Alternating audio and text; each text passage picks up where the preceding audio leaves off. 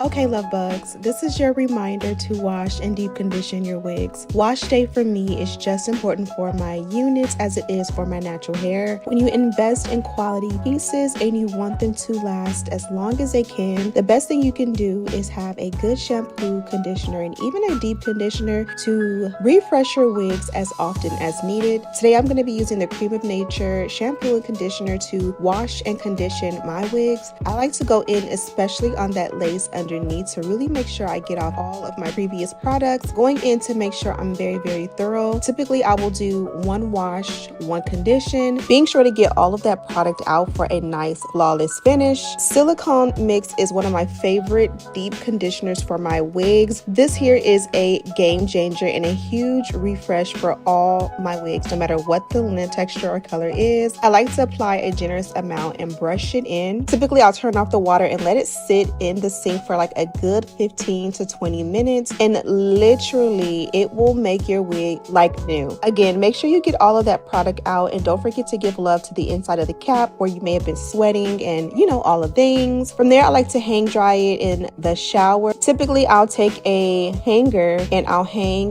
the adjustable removable elastic band